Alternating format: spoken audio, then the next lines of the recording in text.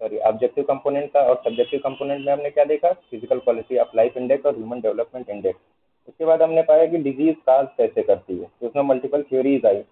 Like जो पहली theory दी थी germ theory of disease, Lewis pasture ने दी थी 1885 में। उन्होंने बताया क्या कि कोई भी डिजीज काज करने के लिए एक सिंगल माइक्रोब ही जिम्मेदार है। माइक्रोब सीधे इंटर हुआ होस्ट के अंदर, उसने डिजीज काज कर दी।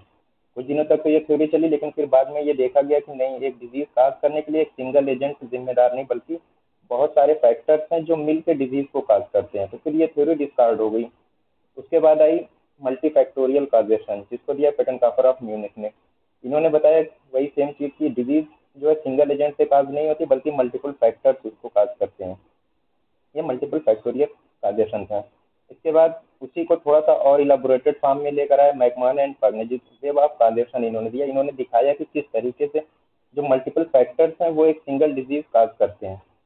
इसमें फिर इन्होंने इसका प्रिवेंशन का तरीका भी बताया था कि कोई एक जो लिंक है उसको अगर हम रोक दें, वहाँ पे हम उस डिजीज को आगे ना बढ़ने दें, तो हम जो फैक्टर्स हैं उनको कम कर सकते हैं, उनके जरिए हम डिजीज के काजेशन को भी रोक सकते हैं। तो ये था वेब ऑफ काजेशन। उसके बाद हमने देखा नेचुरल हिस्ट्री ऑफ डिजीज। इसमें क्या था, डिजीज कैसे इवॉल्व होती है और कैसे अपना इफेक्ट जाहिर करती है। अब डिजीज अगर इवॉल्व हो रही है तो जाहिर सी बात है उसका एंड प्रोडक्ट भी आएगा। एंड में क्या था, या तो क्योर हो जाए, या तो कोई डिसेबिलिटी दे जाए यानी कॉम्प्लिकेशन, या तो डेथ। तीन ही तरीका है डिजीज के क्योर होने का या उसका एंड होने का। इसमें दो पीरियड दिया गया था। एक था पहला फेज जो था वो पीरियड ऑफ प्री पैथोजेनेसिस का था, जिसमें क्या था कि डिजीज एजेंट मौजूद तो है हमारे सराउंडिंग में, लेकिन अभी वो होस्ट के अंदर एंटर नहीं हुआ है, यानी इन्वायरमेंट में मौजूद है। तो ये था पीरियड ऑफ प्री पैथोजेनेसिस। और जैसे ही वो डिजीज एजेंट एंटर हुआ होस्ट के अंदर, वहां से लेके अब उसका आउटकम, फाइनल आउटकम तक, वो पीरियड ऑफ पैथोजेनेसिस था। इसको अर्ली और लेट पैथोजेनेसिस के पीरियड में भी डिवाइड किया गया था। इसमें इसी को आगे बढ़ाया हमने, आइसबर्ग ऑफ डिजीज देखा। कम्युनिटी में हमने पाया कि जो डिजीज होती है वो एक आइसबर्ग की तरह है। उसमें कुछ ही एक बहुत छोटा सा पार्ट होता है जो हमें दिखता है, उसको हमने सिम्टोमेटिक केसेस लिए।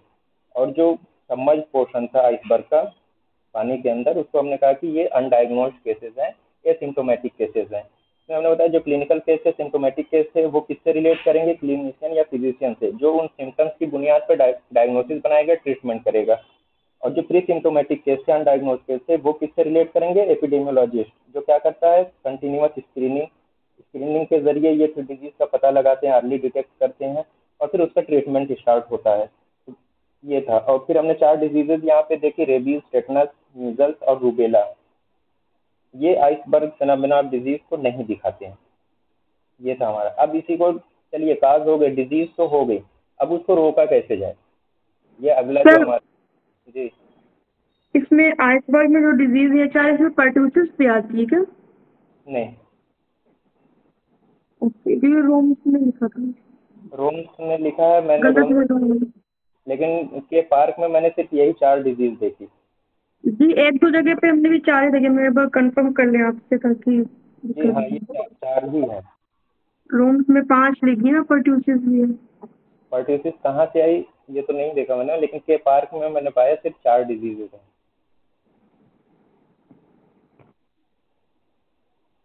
अब डिजीज को क्या करना था, हमें रोकना था, कंट्रोल करना था। 2 चीजें थी, या तो डिजीज को रोकें, उनसे बचें, या तो कंट्रोल करें। तो अब अगला जो कंसेप्ट आया डिजीज कंट्रोल का। डिजीज कंट्रोल में वही था कि डिजीज को कैसे रोका जाए आगे बढ़ने से। तो उसके लिए 3 टर्म आए, डिजीज कंट्रोल, डिजीज एलिमिनेशन और डिजीज इरेडिकेशन। कंट्रोल में क्या था, कंट्रोल में यह था कि डिजीज एजेंट का जो ट्रांसमिशन है उसको इस हद तक कम कर दिया जाए कि वो एक major public health problem create ना कर पाए। उसको रोकना था। हमने उसको इस हद तक रोक लिया कि वो अब एक पब्लिक हेल्थ प्रॉब्लम ना रह के बस कहीं इक्का दुक्का केस में ही रह गया। तो इसका मकसद, डिजीज कंट्रोल का मकसद क्या था, इसका ये 4 मकसद आपके सामने है। ये क्वेश्चन में आई हुई चीज है। इसका एम क्या है डिजीज कंट्रोल का, तो इसमें 4 की जगह एक ऑप्शन निकाल के कोई दूसरा ऑप्शन डाल दिया गया था। इसमें यह था इंसिडेंस ऑफ द डिजीज को कम करना है, मतलब जो डिजीज हो रही है। इंसिडेंस क्या होता है, occurrence of number of new cases, number of new cases in A defined population in a year divided by 1000। ये था इंसिडेंस था, मतलब नंबर ऑफ न्यू केसेज एक पॉपुलेशन में एक गिवन पीरियड ऑफ टाइम में जो आ रहे हैं उसी को हम इंसिडेंस कहते हैं। अब नंबर ऑफ न्यू केसेज अगर ज़्यादा आएंगे तो इंसिडेंस बढ़ेगा, तो उसी इंसिडेंस को रोकना था डिजीज कंट्रोल के जरिए। दूसरा था उसकी ड्यूरेशन को कम करना था, जितने कम केस होंगे उतने ही ड्यूरेशन उसका कम, क्योंकि उसका एक्सपोजर भी कम होगा तो डिजीज का ड्यूरेशन भी कम होगा, मल्टीपल केसेस नहीं बनेंगे। तो उस डिजीज, जब कम डिजीज होंगी तो उनको आसानी से ट्रीट भी किया जा सकता है, तो उनके इफेक्ट्स को, उनके जो लॉन्ग टर्म इफेक्ट है उनको भी कम करना मकसद था हमारा। और दूसरी चीज क्या थी कि अगर डिजीज हो गई तो फिर उसमें फाइनेंशियल बर्डन कैसे आएगा। अब हॉस्पिटलाइजेशन का खर्च है, दवा का खर्च है, या फिर कोई डिसेबिलिटी हो गई उसका भी खर्च है, तो उस फाइनेंशियल बर्डन को भी कम करना था, ये इसका मकसद था, अहम था डिजीज कंट्रोल का। याद रखिए डिजीज कंट्रोल में क्या होता है कि हमने तो रोक तो दिया, लेकिन हम जो डिजीज एजेंट था उसको खत्म नहीं कर रहे हैं, बस हम उनको रोक रहे हैं। कैसे रोक रहे हैं, इसको अगर एक एग्जांपल ले लें, यहाँ पे ये चीज, इसको देखिएगा। मान लीजिए ये कम्युनिटी में ये एक पेड़ है, ये डिजीज, अब यहाँ पे एक तरफ तो है कि ये हरा भरा है, इससे पत्तियां है, दूसरी तरफ क्या है, ये सूख गया है। अब अगर सूख गया है तो इसकी क्या, हवा चले ना चले, इसकी क्या है, ये सूखी हुई डालियां, ब्रांचेस जो है वो कभी भी गिरती रहेंगी। हाँ, बार बार गिरती रहेंगी तो क्या गिरने का इंसिडेंस क्या हुआ, ज्यादा हुआ ना। गिरने का इंसिडेंस क्या हुआ, ज्यादा हुआ। तो जब ये ज्यादा गिरने का इंसिडेंस हुआ, हमने क्या किया, हमने इसको कटवा दिया। यहाँ से हमने कुछ आदमी लगा के हमने इसको ये कहा कि भाई इसको काट दो। हमने क्या किया, इंसिडेंस कम कर दिया। अब जब इंसिडेंस कम कर दिया, ड्यूरेशन कैसे कम होगा। अब ये अगर हम इसको कटवाते नहीं, इस पे ये जो आधा पोर्शन था सूखा हुआ, इसको अगर हम कटवाते नहीं, अगर हम इसको कटवाते नहीं तो ये कई दिनों तक गिरता रहता, हवा चले ना चले, भाई सूख गई है, इसमें जान तो है नहीं, वो गिरता रहेगा गिरता रहेगा। तो गिरने का ड्यूरेशन क्या हुआ, बहुत ज्यादा था, हमने एक ही दिन में पूरा काट के निकाल दिया इस हिस्से को, तो ड्यूरेशन क्या हो गई, इसकी कम हो गई। अब यहाँ से अगर कोई सूखता है तो वो कभी कभार गिरेगा, ऐसा नहीं है कि रोज ये गिरता रहेगा। यहाँ पे कोई सूखेगी एक आध डाली तो कभी कभार गिरेगी। यहाँ वाली क्या करी, हमने पूरे की पूरी खत्म कर दी, तो गिरने का इंसिडेंस कम हुआ, ड्यूरेशन कम हो गया। इसके बाद क्या था कि अगर हम इसको कटवाते नहीं तो हमने कम्युनिटी में एक आदमी को लगा रखा था कि भाई तुम सुबह शाम इसकी सफाई करना, ये जो गिरेगा, तो उसको हमें पैसे भी देने थे रोज। एक ही दिन में हमने पैसे दे के खत्म कर दिया, तो वो फाइनेंशियल बर्डन जो हम उसको रोज देते, पैसा वीकली देते, मंथली देते, वो भी हमने रिड्यूस कर दिया, कम कर दिया। और अगर मान लीजिए इसके नीचे कुछ बच्चे हैं, कुछ आदमी हैं, वो खेल रहे थे और ये कोई एक बड़ी डाल टूट के गिर जाए किसी के ऊपर तो चोट भी आ सकती थी, तो उसका इफेक्ट हुआ, तो उसके इफेक्ट को भी हमने क्या कर दिया, कम कर दिया। हमने पूरा खत्म नहीं किया, हमने सिर्फ क्या किया, एक कंट्रोल कर दिया इसको। ये था डिजीज कंट्रोल। बस इसका यही मकसद था कि उसको ट्रांसमिशन को, कोई वो मेजर पब्लिक हेल्थ प्रॉब्लम ना क्रिएट कर पाए, उसके ट्रांसमिशन को इस हद तक रोक दिया जाए, कम कर दिया जाए।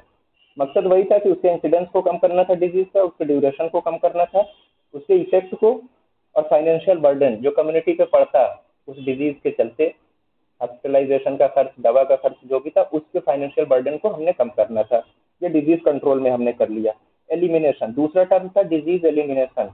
इसमें क्या था, देखिए जब भी एलिमिनेशन की बात आएगी ये एक बहुत बड़े जोग्राफिकल एरिया पे डिपेंड करेगा। ये नहीं कि हाँ हम कहीं रह रहे हैं तो हमारे गांव का हिस्सा नहीं, पूरा एटलीस्ट पूरा स्टेट हो या पूरा नेशन हो, वहां पे एलिमिनेशन टर्म आता है। रीजनल लेवल पे जब हम एलिमिनेट करते हैं, यानी स्टेट लेवल पे, नेशनल लेवल पे एलिमिनेशन होता है, रीजनल लेवल पे एलिमिनेशन होता है। जैसे ड्रंकन फ्लूएसिस पहले क्या थी, यहाँ पे बहुत कॉमन थी राजस्थान में, वहां से एलिमिनेट हो गया तो रीजनल एलिमिनेशन हो गया। अब पूरे इंडिया से अगर किसी डिजीज को हमने खत्म कर दिया, लेकिन और दूसरे नेशन में, दूसरे देश में पाई जा रही है, तो उसको हम कहेंगे कि ये एलिमिनेशन हो गया इंडिया से, सिर्फ इंडिया से हमने उसको खत्म किया, तो वो एलिमिनेशन था। इसमें क्या था, complete interruption of transmission of a disease in A defined geographical area, किसी एक खास एरिया में, पूरा एरिया हो, उसका कोई पार्ट नहीं हो बल्कि पूरा एरिया, वहां से हमने उसका पूरी तरीके से उसके ट्रांसमिशन को रोक दिया, पूरी तरीके से कंप्लीट। लेकिन क्या है कि वो अभी पॉजिटिव ऑर्गेनिज्म मिल सकता है। क्यों मिल सकता है, क्योंकि हमने एक डिफाइंड एरिया था वहीं से खत्म किया है, ना कि पूरी दुनिया से खत्म किया है। तो अभी कहीं ना कहीं है, वो फिर से आ सकता है, वो फिर से आ सकता है। कैसे आएगा, डिजीज एलिमिनेशन को भी देखते हैं। यहाँ से दूसरे वाले हमने क्या किया, हमने काट दिए सब पेड़, काट के खत्म कर दिए, लेकिन जड़ अभी मौजूद है। तो जब भी फेवरेबल कंडीशन आएगी, बारिश हुई, पानी मिला, तो यहाँ से ब्रांचिंग हो सकती है फिर से। हाँ, फिर से ये एक ट्री बन सकता है, और बनेगा तो फिर ये सूखेगा भी, फिर ये गिरेगा भी। तो क्या हुआ कि अभी ये मौजूद है, ये खतरा तो मौजूद है, हमने क्या किया कि कुछ हद तक इसको निकाल के फेंक दिया, लेकिन खतरा अभी भी मौजूद था। तो वही चीज इसमें भी बताया जा रहा है, कॉजेटिव ऑर्गेनिज्म में भी परसिस्टिंग इन द एनवायरमेंट, वो अभी वहां पे मौजूद रह सकता है। एलिमिनेशन जब भी होगा तो किसी बहुत बड़े जोग्राफिकल एरिया के लिए होगा, लाइक नेशन या कम से कम स्टेट, वहां से एलिमिनेट कर। कंट्रोल हम एक कम्युनिटी में, एक लोकेलिटी में हमने कंट्रोल कर लिया तो वो कंट्रोल हो गया, वहां से उसके ट्रांसमिशन को कम कर दिया। यहाँ से पूरी तरीके से हमने ट्रांसमिशन खत्म कर दिया, का ट्रांसमिशन ही खत्म कर दिया। लेकिन एलिमिनेशन का टर्म, ये एक कनेक्टिंग लिंक है इरेडिकेशन और कंट्रोल के बीच में। जब तक कोई डिजीज एलिमिनेट नहीं होगी तब तक वो इरेडिकेट नहीं होगी। अब इंडिया में क्या हुआ कि अब तक 3 डिजीज को हमने एलिमिनेट किया है। अब तक 3 डिजीज को हमने एलिमिनेट किया है हिंदुस्तान से। किसी को याद है? Leprosy, yes, leprosy. Maternal tetanus, नहीं। मैटरनल और न्यूनेटल टिटेनस।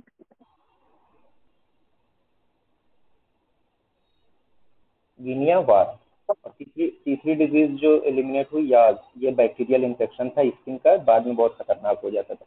तो इन 3 डिजीजेस को अब तक हिंदुस्तान से एलिमिनेट किया जा चुका है। गिनिया वार्म कब एलिमिनेट हुई? 2000 में। 2000 में। याज कब एलिमिनेट हुआ? 2006 में। और लेप्रोसी 2005 में। याद रखिए, लेप्रोसी का जो एलिमिनेशन क्राइटेरिया था, लेप्रोसी का, वो लेस देन 1/10,000 था।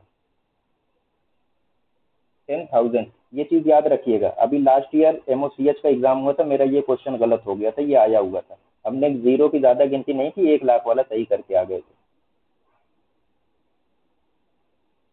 ठीक, इसका एलिमिनेशन जो था, क्राइटेरिया जो रखा गया, लेस देन 1/10,000 केसेस। अगर 10,000 पॉपुलेशन है, उसमें एक से भी कम केस आ रहा है, तब हम माने कि लेप्रोसी एलिमिनेट हो गई। 2005 में ये डिक्लेयर किया गया कि इंडिया से लेप्रोसी एलिमिनेट हो चुकी है।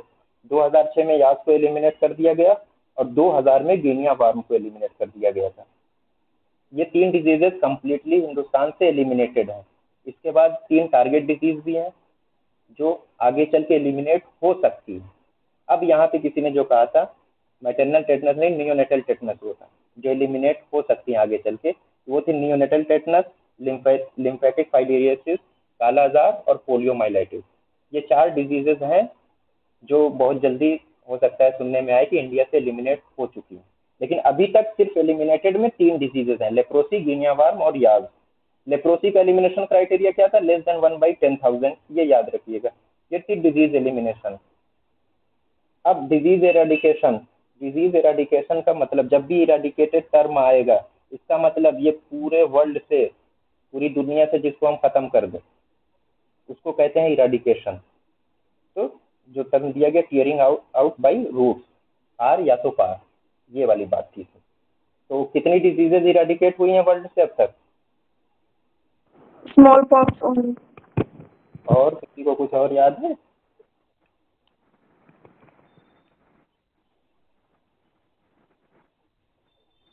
नहीं, सिर्फ यही एक डिजीज अभी तक इरेडिकेट हुई है, स्मॉल पॉक्स, पूरी दुनिया से। कब इरेडिकेट हुई? 8 मई 1980। यस, 1980 को डब्ल्यूएचओ ने ऐलान किया कि small pox is now eradicated from the world.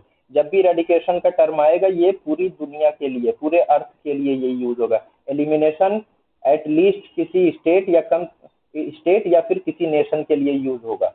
और जो आपका था कंट्रोल, ये कम्युनिटी के लिए, लोकल एरिया के लिए ये यूज होता है। ये तो 3 चीजें थी इसमें। तो कंट्रोल, एलिमिनेशन और इरेडिकेशन। अब अगर ये तीसरा देखिए, हमने जड़ से उखाड़ के फेंक दिया इसको। अब यहाँ कितना भी आप पानी देते रहिए, ये पेड़ तो नहीं उगेगा ना जब तक नहीं लगाएंगे। तो ये हुआ clearing out by roots, eradication. हमने पूरी दुनिया से खत्म कर दिया। पहला वाला डिजीज कंट्रोल, थोड़ा सा ये समझने का था, क्योंकि यहाँ से डिजीज कंट्रोल से ये वाला क्वेश्चन आया हुआ है एग्जाम में कि इसका एम क्या था, मकसद क्या था डिजीज कंट्रोल का। 4 चीजें हैं, चारों में से कोई एक निकाल के कोई दूसरी चीज इसमें डाल दिया जाए, तो आपको वही एक चीज क्या होगी, निकालनी होगी। या मल्टीपल चॉइस क्वेश्चन में क्या होगा कि 4-5 ऑप्शन दिए रहेंगे, इसमें से ये बताना होगा कि कौन कौन सा था जो मकसद है डिजीज कंट्रोल का। मल्टीपल चॉइस क्वेश्चंस भी अब आने लगे हैं, 4-5 आप रहेंगे, उसमें से आपको चुनना पड़ेगा कौन कौन से सही है। तो इस पे भी जरा फोकस रखिएगा। ठीक है, हमने कंट्रोल कर लिया। कंसेप्ट जो था डिजीज कंट्रोल का, उसमें 3 चीजें थी, कंट्रोल, एलिमिनेशन, इरेडिकेशन। कंट्रोल का मतलब स्मॉल ज्योग्राफिकल एरिया से। एलिमिनेशन में हमने क्या किया, उसको फैलने को पूरी तरीके से हमने रोक दिया एक बड़े ज्योग्राफिकल एरिया से, लाइक स्टेट या नेशन। नेशन में हमने बताया कि इंडिया से हमने अपने 3 डिजीज एलिमिनेट किए हैं, लेप्रोसी, गिनिया वार्म और याज। लेकिन क्या है कि पूरी दुनिया से अभी ये खत्म नहीं हुई, तो अभी जो पॉजिटिव ऑर्गेनिज्म है वो अभी पाया जा रहा है कहीं ना कहीं। तो फिर से इन डिजीजेस के अकरेंस का चांस है। लेकिन डिजीज इराडिकेशन में क्या हुआ कि हमने पूरी दुनिया से इसको खत्म कर दिया। अभी तक एक ही डिजीज है जो स्मॉल पॉक्स, जो 8 मई 1980 को डब्ल्यू एच ओ ने ये ऐलान किया कि 8 मई 1980 को एलिमिनेट हो गए। आखिरी केस सोमालिया में पाया गया था 1977 में, ये भी याद रखिएगा। अब डब्ल्यूएचओ ने 3 और डिजीजेस को टारगेट किया है इन नियर फ्यूचर इरेडिकेट करने का। उसमें एक तो यही पोलियो है, पोलियो, दूसरी मीजल्स और तीसरी गिनिया वार्म। ये 3 डिजीज हैं, ये टारगेटेड हैं आगे इरेडिकेट करने के लिए। ठीक, ये 3 डिजीजेज हैं जो आगे चल के डब्ल्यूएचओ के टारगेट में है कि इनको इरेडिकेट करना है। तो एलिमिनेशन, इरेडिकेशन और कंट्रोल, ये क्लियर हुआ।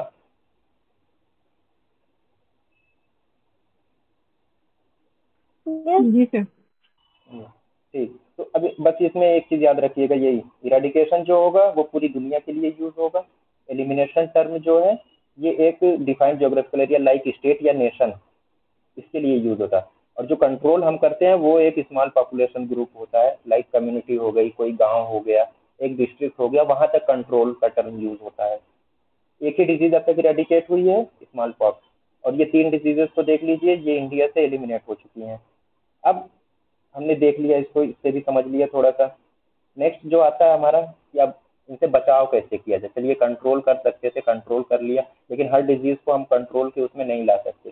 तो फिर दूसरी चीज आई कि कंसेप्ट ऑफ प्रिवेंशन, डिजीज का बचाव कैसे करेंगे।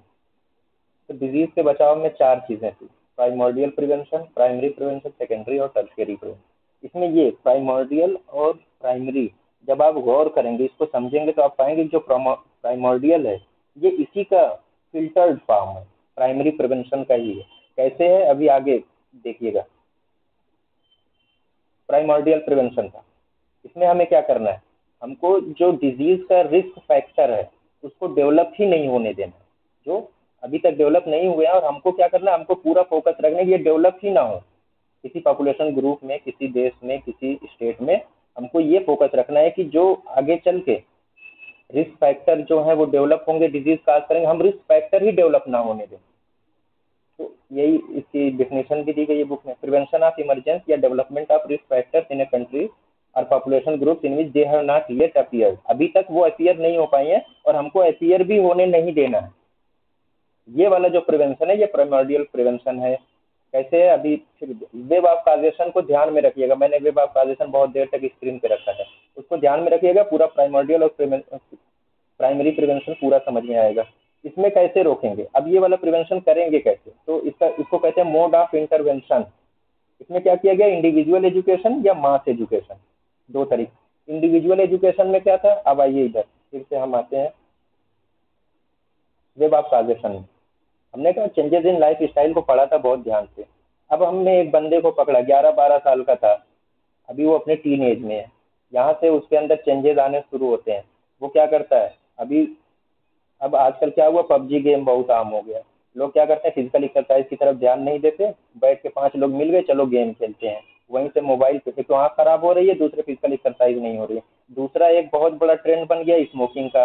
और तीसरी चीज क्या है, भूख लगी, चलो यार किसी होटल पे चलते हैं या किसी कैफे पे बैठ गए, तो चाय और जंक फूड ये बहुत ज्यादा कॉमन है। ये क्या हुआ, लाइफ स्टाइल चेंजेस है। अब ये फैक्टर मिलके क्या कर रहे हैं, ओबेसिटी काज कर रहे हैं। हमको क्या करना है, हमको उस लड़के को पकड़ के ये समझाना है कि भाई देखो, थोड़ी देर के लिए खेल लिया करो, और जो बाहर का खाना ना खा के तुम अपने घर का खाना खाओ, थोड़ा एक्सरसाइज करो। और ये जो है तंबाकू जानलेवा है, ये तो हर कोई जानता है, बहुत सारे ऐड आ रहे हैं। हाँ? तो हमने क्या किया, एक सिंगल बंदे को पकड़ के जब हम समझा रहे हैं, तो वो क्या हुआ, इंडिविजुअल एजुकेशन हो गया। अब हमने क्या किया कि एक क्लासरूम पकड़ ली, क्लास 12 की या ग्रेजुएशन की कोई क्लास पकड़ ली, 40-50 लोगों की स्ट्रेंथ है, वहां पे यही चीज अगर हम समझा रहे हैं तो वो मास एजुकेशन में आ जाएगा। वो क्या हुआ, वो मास एजुकेशन में आ गया। तो यहाँ से ये चीज समझ में आई ना कि सिंगल इंडिविजुअल एजुकेशन और मास एजुकेशन। उनको क्या करना था, बेसिकली जो ये रिस्क फैक्टर थे इन्हीं को तो रोकना है, इन्हीं को पैदा होने से, इन्हीं को आगे आने से रोकना है। अभी वो 13 साल का बच्चा है, अभी वो नहीं समझ रहा है, हमने उसको समझाया तो हो सकता है कि वो मान जाए। जो रिस्क फैक्टर आगे डेवलप होता है ओबेसिटी के लिए, मतलब बाहर का खाना छोड़ के वो घर का खाना खाने लगे, एक रिस्क फैक्टर खत्म हो गया। उसने मोबाइल का यूज कम कर दिया, वो 2 घंटे 3 घंटे शाम में खेलने निकल गया, आउटडोर आउटडोर कोई गेम खेल रहा है, तो उससे क्या हुआ कि फिजिकल एक्सरसाइज भी उसकी हो रही है। उसने क्या किया, स्मोकिंग छोड़ दी। तो ये जो रिस्क फैक्टर थे इसको हमने रुकवा दिया किसी तरीके से। ये हो गया हमारा प्राइमोर्डियल प्रिवेंशन। सिंगल आदमी को हम बता रहे हैं, एक तो वो इंडिविजुअल हो गया, और एक पूरे ग्रुप को बता रहे हैं तो वो हो जाएगा आपका मास एजुकेशन। तो मोड ऑफ इंटरवेंशन इसमें यही दो है, तो बाकी कुछ नहीं करना, बस यही दो मोड ऑफ इंटरवेंशन है प्राइमोर्डियल प्रिवेंशन के। ग्रुप में क्या करना है हमको, ऐसे रिस्क फैक्टर जो आगे चल के डेवलप होते हैं उनको डेवलप ही नहीं होने देना है, ये इसका मकसद है, यही इसकी डिफिनेशन है।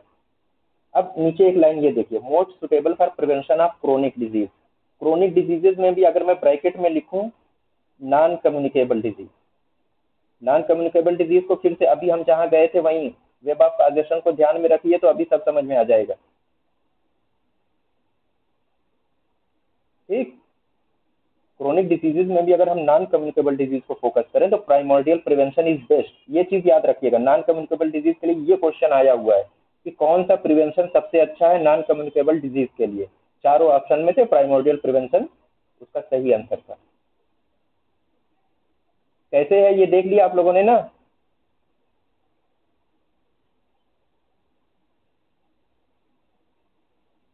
या किसी को यहाँ पे कुछ पूछना है? No sir. ठीक, आगे बढ़े। चलिए प्राइमरी प्रिवेंशन पे आते हैं, प्राइमोर्डियल था, अब प्राइमरी पे आते हैं। प्राइमरी का क्या इसकी डेफिनेशन थी, action taken prior to the onset of the disease. मतलब डिजीज ऑनसेट होने से पहले हम कोई ऐसा एक्शन ले ले जो उस डिजीज को पैदा ही ना होने दे। पॉजिटिव एजेंट तो है, अब यहाँ पे पॉजिटिव एजेंट तो है लेकिन हम उसको एंट्री ना दें अपने अंदर, यानी होस्ट के अंदर एंटर ना होने दें। कोई ऐसा मेजर कर दें, कोई ऐसा एक्शन ले लें कि वो हमारी बॉडी के अंदर एंटर ना होने पाए, तो उससे क्या होगा कि वो डिजीज नहीं होगी, उस पॉसिबिलिटी को हमने हटा दिया या खत्म कर दिया। ये था प्राइमरी प्रिवेंशन। इसमें देखिएगा प्री पैथोजेनेसिस फेज। अब हम नेचुरल हिस्ट्री ऑफ डिजीज में हमने आपको बताया था जो प्री पैथोजेनेसिस फेज था उसमें क्या था, जो पॉजिटिव एजेंट था वो मौजूद तो था हमारी सराउंडिंग में लेकिन अभी वो हमारे अंदर एंटर नहीं हुआ था। तो प्राइमरी प्रिवेंशन जो होता है ये प्री पैथोजेनेसिस फेज के लिए मोस्ट सुटेबल है, बेस्ट है, इसी के लिए यूज होता है, इसी फेज में यूज होता है। कैसे, इसका कैसे इसमें हम काम करेंगे, क्या इसमें इंटरवेंशन करेंगे, तो इसका मोड ऑफ इंटरवेंशन था हेल्थ प्रमोशन और स्पेसिफिक प्रोटेक्शन। हेल्थ प्रमोशन अभी मैंने बताया था कि प्राइमोर्डियल प्रिवेंशन जो है वो एक प्योर फॉर्म है, इसका प्राइमरी प्रिवेंशन का ही एक फिल्टर्ड फॉर्म है। हेल्थ प्रमोशन में क्या होता है, यहाँ भी तो हम चलिए अब तंबाकू की बात हम कर रहे थे, टीवी पे दोनों तरीके, बोलो जुबा केसरी भी आता है, नीचे लिख के आता है तंबाकू खाना जानलेवा है, हाँ? कैंसर होता है। तो जो ये कैंसर होता है ये क्या हुआ है, ये अवेयरनेस है, ये जो बताया जा रहा है कि भाई तंबाकू मत खाना, सिगरेट स्मोकिंग मत करना, इससे क्या होगा, इससे ओरल कैंसर हो सकता है, फेफड़ों का कैंसर हो सकता है। तो हम क्या कर रहे हैं, हम बता रहे हैं लोगों को, हम एजुकेट कर रहे हैं, और जो एजुकेशन है वो किस में आएगा, हेल्थ प्रमोशन में आएगा। लोगों से हम ये कह रहे हैं कि पानी को ढक कर रखें, पानी को एक बार उबाल लें, छान लें, तब पिए। ये क्या हुआ, हम एक हेल्दी लाइफ स्टाइल की तरफ उनको प्रमोट कर रहे हैं, तो ये हेल्थ प्रमोशन हुआ। अब इंडिविजुअल लेवल पे भी हेल्थ प्रमोशन होता है और ग्रुप लेवल पे या मास लेवल पे भी होता है। डोर टू डोर हम गए, एक सिंगल एग्जांपल बता रहा हूँ, दोनों में आ जाएगा। डोर टू डोर गए, अब जैसे समर सीजन आता है, जैसे ही आता है तो क्या होता है, बहुत सारे लोग, आशाएं या जो गांव में लोग होते हैं, हेल्थ वर्कर होते हैं, वो क्या करते हैं, डोर टू डोर जाके ये चेक करते हैं कि किसी के कूलर में पुराना पानी तो नहीं है, उसके टब में, जो पानी का टब है कूलर के, उसमें पहले से पानी जमा तो नहीं है। अगर जमा है तो वो आपको कहेंगे कि इस पानी को आप फेंक दीजिए और वीकली या कम से कम फोर्थ नाइटली पानी को चेंज करते रहिए अपने कूलर का। क्यों? क्योंकि वो मच्छरों की ब्रीडिंग को रोकने के लिए कहते हैं। मच्छर जब ब्रीड नहीं करेगा तो जाहिर सी बात है कि फिर वो आगे डिजीज भी उसकी काज नहीं होगी, वो खत्म हो जाएगा। मच्छर की लाइफ लाइफ साइकिल बहुत छोटी होती है, किसी की 7 दिन है, किसी की 2 दिन है, किसी की 5 दिन, ऐसे ही होती है। अगर ब्रीडिंग नहीं कर पाएगा, उसका ब्रीडिंग प्लेस क्या है? वही स्टेगनेंट वाटर, रुका हुआ पानी ही है। तो हमने क्या किया, हम लोगों को प्रमोट कर रहे हैं इस चीज से कि आप पानी को निकाल फेंकिए, 10 दिन में चेंज करिए, 7 दिन में चेंज करिए। ये हेल्थ प्रमोशन हो गया, यही तो हुआ हेल्थ प्रमोशन। और हेल्थ प्रमोशन होता कैसे है? एजुकेशन से। दूसरी चीज, हमने क्या किया, बड़े बड़े पोस्टर लगवा दिए इसी चीज के कि भाई गर्मी आ रही है, लोग कूलर चलाने से पहले अपने कूलर को साफ कर लें, जितना उसमें पानी जमा है, पुराना गंदा पानी है, उसको निकाल दें, हर हफ्ते पानी को चेंज करते रहें। इसी तरीके से और चीज है, पानी के लिए मैंने पीने वाले पानी के लिए भी बताया। तो ये था हेल्थ प्रमोशन। अब इसी में एक चीज थी, स्पेसिफिक प्रोटेक्शन। अब मान लीजिए मच्छर की बात थी, हमने मच्छर की ब्रीडिंग रोक दी। अब क्या है, हमारी सराउंडिंग में मच्छर तो मौजूद है, मच्छर क्या है? मौजूद है। अब हमें उससे बचना है। चलिए, जो मौजूद है उससे तो बच लें। क्या करते हैं आप सब लोग अपने घरों में या रूम में, क्या करते हैं, हमने ऑल आउट लगा दिया। हमने क्या किया? ऑल आउट लगा दिया। अब हम रात भर बचे रहे, ऑल आउट चलता रहा, हम बचे रहे। तो हमने क्या एक्शन लिया? उसके काटने से पहले ही हमने ऑल आउट शाम से ही स्टार्ट कर दिया, मच्छर हमें नहीं काट पाया। जब नहीं काटेगा तो डिजीज भी नहीं होगी, ऑल आउट लगा दिया। दूसरी चीज, जो गांव के लोग होंगे उन्होंने मॉस्किटो नेट का यूज जरूर किया होगा, जिसको मच्छरदानी भी बोलते हैं हिंदी में, मॉस्किटो नेट।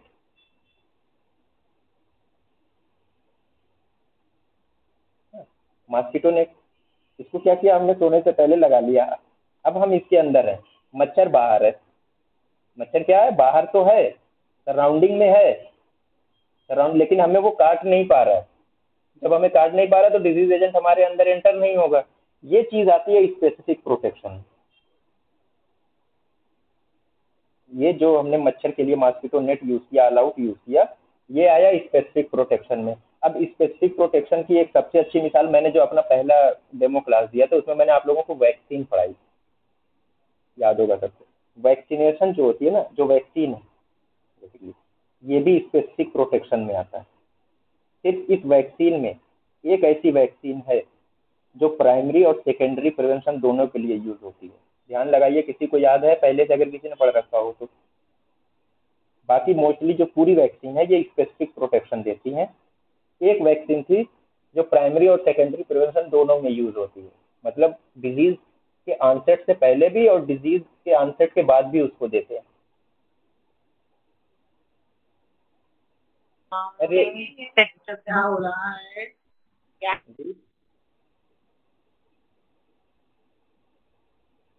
देखिए, डिजीज आनसेट के बाद भी एक वैक्सीन दी जाती है और डिजीज आनसेट से पहले भी। ये जो रेबीज थी, ये प्राइमरी और सेकेंडरी प्रिवेंशन दोनों में यूज होती है, लेकिन एज ए होल जब हम वैक्सीन की बात करते हैं तो ये स्पेसिफिक प्रोटेक्शन देता है। सबको पता है, बच्चा पैदा हुआ, हमने बीसीजी फौरन लगवा दी उसको, हमने ओपीवी की डोज देना शुरू कर दिया, हमने हेपेटाइटिस भी देना शुरू कर दिया। हेपेटाइटिस भी उसे हुआ नहीं है, पोलियो हुआ नहीं है, लेकिन हम बचाव कर रहे हैं, हमने पहले ही एक्शन ले लिया है कि आगे चल के डिजीज उसे ना हो। तो इसको कहते हैं, इस इंटरवेंशन को स्पेसिफिक प्रोटेक्शन कहते हैं। डिजीज एजेंट तो मौजूद था, तो प्री पैथोजेनेसिस फेज में भी यही बात थी। चलिए मच्छर का ही अगर एग्जांपल ले लें, तो ये सराउंडिंग में तो है लेकिन अभी एंटर नहीं हुआ है, तो डिजीज काज नहीं कर रहा। प्री पैथोजेनेसिस फेज में भी हमने यही बताया था कि जो डिजीज एजेंट है वो सराउंडिंग में है, इन्वायरमेंट में है, लेकिन अभी वो ससेप्टिबल होस्ट के अंदर एंट्री नहीं ले पाया है। यही प्री पैथोजेनेसिस फेज था। इसका दो मोड ऑफ इंटरवेंशन है, हेल्थ प्रमोशन और स्पेसिफिक प्रोटेक्शन। हेल्थ प्रमोशन के बारे में हमने जान लिया कैसे होता है, स्पेसिफिक प्रोटेक्शन आपने देख लिया।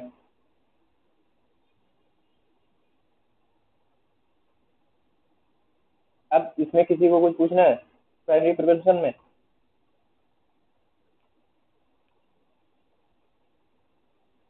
नहीं, चलिए ठीक है। सेकेंडरी प्रिवेंशन अब इसके बाद देखेंगे। अब सेकेंडरी प्रिवेंशन में क्या हुआ कि जो मच्छर था वो किसी तरीके से 2-3 मच्छर हमारी जो मॉस्किटो नेट थी उसके अंदर आ गए, उन्होंने हमें काट लिया।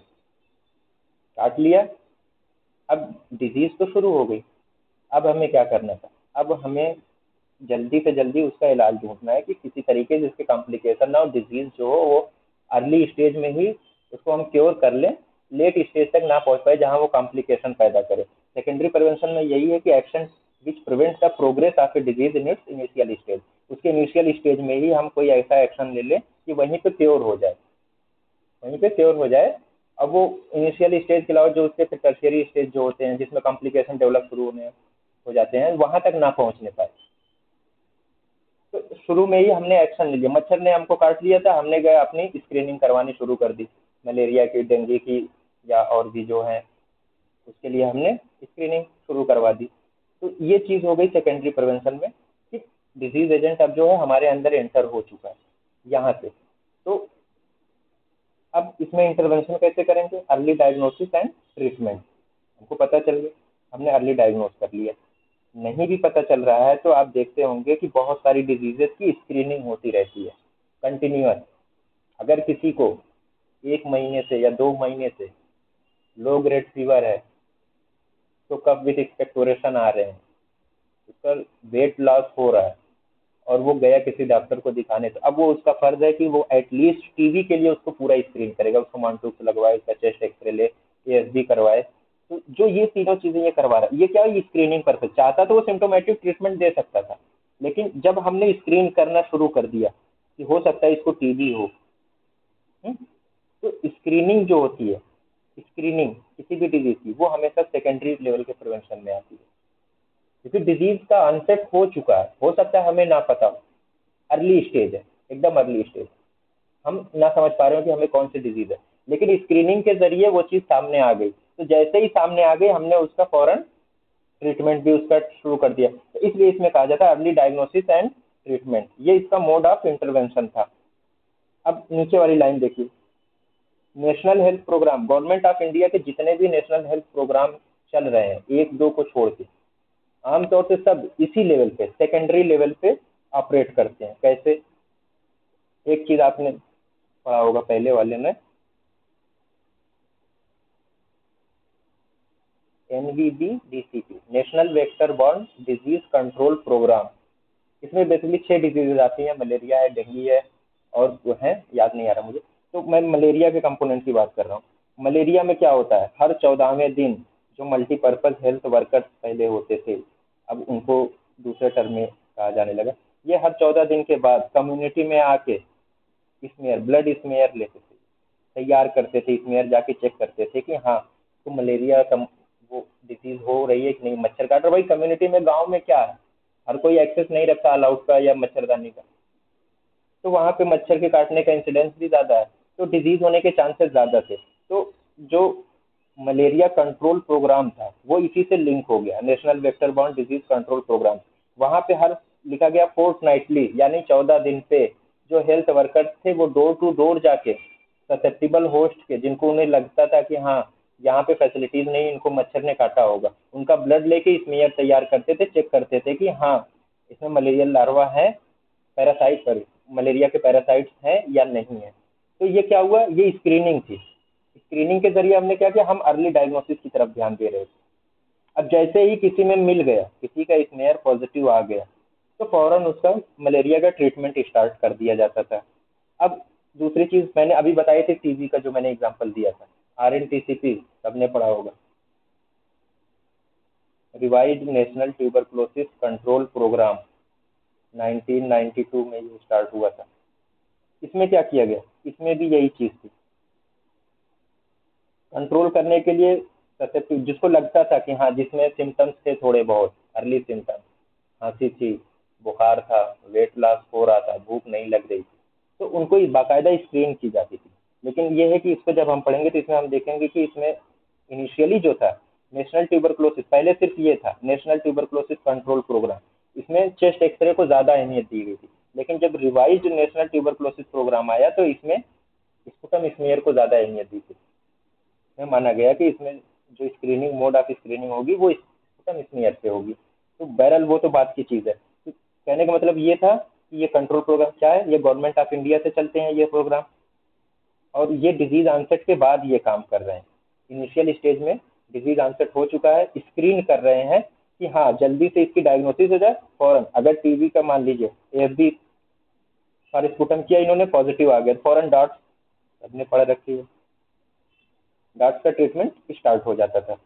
इसी तरीके से नेशनल लेप्रोसी एलिमिनेशन प्रोग्राम था, उसमें भी यही किया जाता था, उसमें अर्ली डायग्नोसिस, वहाँ भी लोगों को स्क्रीन किया जाता था, स्क्रीन करके फ़ौरन उनका एमडीटी, मल्टीपल ड्रग थेरेपी या ट्रीटमेंट, मल्टीपल ड्रग ट्रीटमेंट, ये चीज़ इसमें बहुत कंफ्यूजन होता है। ये क्वेश्चन भी आया हुआ है कि एमडीटी किस डिजीज में यूज की जाती है। तो लेप्रोसी में होती, ज़्यादातर लोग ये सोचते हैं कि ट्यूबरक्लोसिस में 5 ड्रग इनिशियल में स्टार्ट की जाती हैं या 4 ड्रग, तो हो सकता है कि ट्यूबरक्लोसिस सही हो, लेकिन नहीं, एमडीटी इसमें क्या होता है ना, इसमें अलग अलग क्लास के ड्रग होती है, तो इसलिए कहा गया कि मल्टीपल ड्रग थेरेपी, जो इसका सही ऑप्शन होगा वो लेप्रोसी होगा।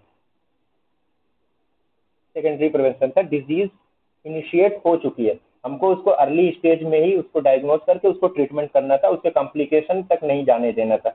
ये इसका एम था सेकेंडरी प्रिवेंशन का। मोड ऑफ इंटरवेंशन था अर्ली डायग्नोसिस एंड ट्रीटमेंट। तो सेकेंडरी प्रिवेंशन हो गया। अब आखिरी टर्शियरी लेवल ऑफ प्रिवेंशन, ये बहुत लो है, मतलब इसका बहुत कम यूज है। यूज का मतलब ये कि भाई डिसीज तो हो गई, और बियॉन्ड द अर्ली स्टेज ये क्या एडवांस हो गई, हाँ, अर्ली स्टेज से आगे बढ़ गई, अब वहाँ पे क्या डिसेबिलिटी होना शुरू हो गई, डिसेबिलिटी होना शुरू हो गई, कॉम्प्लिकेशन आने शुरू हो गए। अब यहाँ पे क्या प्रिवेंशन कर सकते हैं, ये चीज देखनी है कि प्रिवेंशन कैसे करेंगे यहाँ पे। तो disease has advance beyond it's early stage, early stage में हमने क्या किया था, सेकेंडरी लेवल का प्रिवेंशन किया था, इसी वजह से हम उस केस को डिटेक्ट नहीं कर पाए और डिजीज वो फ्लेयर अप कर गई, वो कंटिन्यू कर गई। अब वो क्या हुई, अपने लेटर स्टेज में आ गई, एंड स्टेज की तरफ आ रही है। एंड स्टेज में क्या होगा, अब या तो कॉम्प्लिकेशन दे दे, अगर ट्रीटमेंट नहीं हो रहा है तो या तो कॉम्प्लिकेशन होगा या डेथ होगी। तो उसी डेथ हो गई तो भाई बात ही खत्म हो गई। कॉम्प्लिकेशन को रोकना है हमको, कॉम्प्लिकेशन को मिनिमाइज करना है, डिसेबिलिटी को कम से कम रखना है, यहाँ पे ये वाला काम करना था। तो इसमें मोड ऑफ इंटरवेंशन आया डिसेबिलिटी लिमिटेशन और रिहेबिलिटेशन का। अब इन दोनों को अभी रुक जाइए, अभी इसको समझाते हैं। पहले एक चीज यहाँ इस पे फोकस करिए, इस वाले एग्जांपल को फोकस कर लीजिए।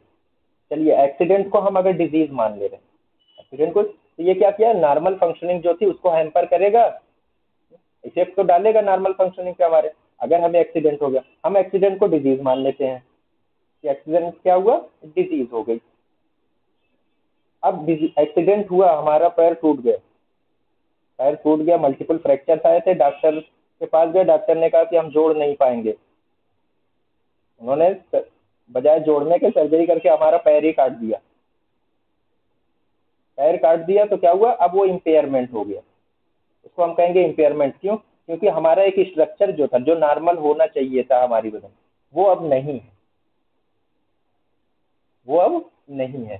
तो ये नॉर्मल स्ट्रक्चर की कमी हो गई, इसको हमने इम्पेयरमेंट कह दिया।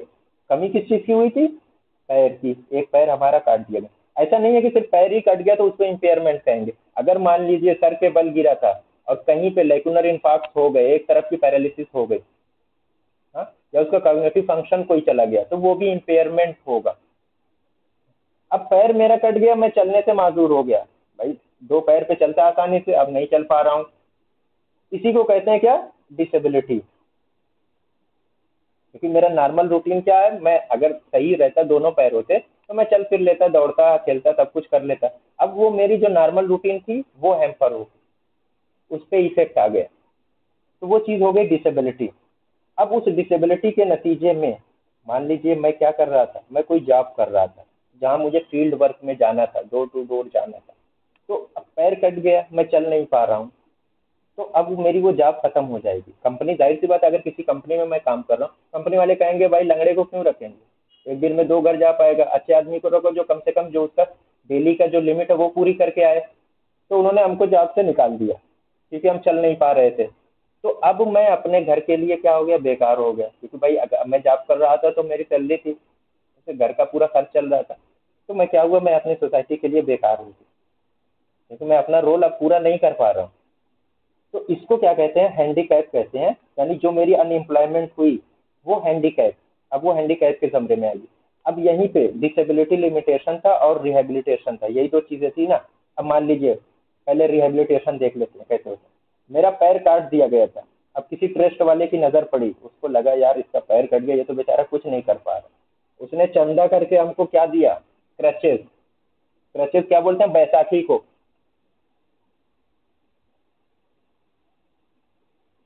क्रचेस दे दिए।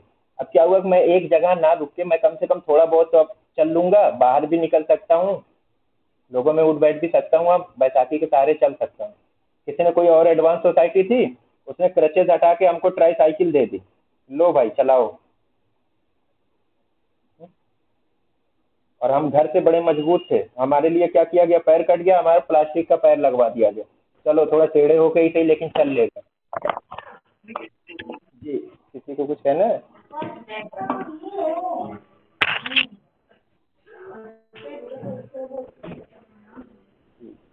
किसी को कुछ कहना था क्या? किसी का माइक ऑन हो गया? ठीक, तो नो सर। ठीक, यहाँ समझ में आ रहा है ना? जी। तो क्रचेज मिल गई, बैसाखी मिल गई, ट्राई साइकिल हमें मिल गई। अब कोई मजबूत आदमी था, उसने रहम खा के हमारे पैर लगवा दिए प्लास्टिक के, 1-2 लाख खर्च करके। अब क्या हुआ, अब मैं थोड़ा चल फिर रहा हूँ कायदे से, आसानी से। तो क्या हुआ, जो डिसेबिलिटी थी मेरी उसको कम किया गया ना, इनके जरिए, इनके जरिए या पैर, आर्टिफिशियल पैर के जरिए डिसेबिलिटी मेरी कम की गई। तो मैं पूरी तरीके से माजूर था, मैं पूरी तरीके से माजूर नहीं हुआ, चल फिर रहा हूँ, उठ बैठ रहा हूँ, चाहे इससे चलूँ चाहे इससे, चाहे नकली पैर से चल रहा हूँ। तो इसको क्या कहा गया, रिहेबिलिटेशन। कम से कम इतना तो कर दीजिए कि अब वो अपना नॉर्मल फंक्शन कर सके, वो एक जगह ना रह के उसकी नॉर्मल फंक्शनिंग एक हद तक रिस्टोर हो जाए, इसको कहा गया रिहेबिलिटेशन। तो रिहेबिलिटेशन समझ में आ गया ना कैसे हुआ? अब इसका अगर एग्जांपल नहीं समझ में आ रहा, मान लीजिए किसी को पोलियो हो गई। पोलियो क्या थी, डिजीज थी, हाँ, डिजीज हो गई, इंपेयरमेंट हो गई। इंपेयरमेंट कैसे होगा, पैरालिसिस हो गई, चलने फिरने में माजूर हो गया यहाँ भी। तो ये चीज क्या हो गई थी, ये इंपेयरमेंट थी। हाँ, पैरालिसिस के बाद क्या हुआ, अब चलने फिरने में तो मैं माजूर हो गया, वही बात फिर आ गई, कांट वाक, पैरालिसिस हो गई, फालिज हो गई तो मैं चल नहीं पाऊंगा, ये चीज थी डिसेबिलिटी। अब आपने अक्सर पोलियो वाले मरीजों को देखा होगा कि वो बैसाखी से तो चलते ही चलते हैं, ट्राई साइकिल भी आपने देखी होगी, या फिर एक अलग तरीके का उनका बूट बनाया जाता है जो सपोर्ट होता है नी से, सपोर्टेड होता है नी तक, उसके जरिए वो थोड़ा बहुत चल लेते हैं। तो क्या हुआ, कुछ हद तक उनकी डिसेबिलिटी को कम किया गया, चाहे बैसाखी से, ट्राई साइकिल से, या दूसरे जो आर्टिफिशियल बूट बनाए गए उसके जरिए इस पोलियो वाले की भी डिसेबिलिटी को कम किया गया। इसी को कहा गया रिहेबिलिटेशन।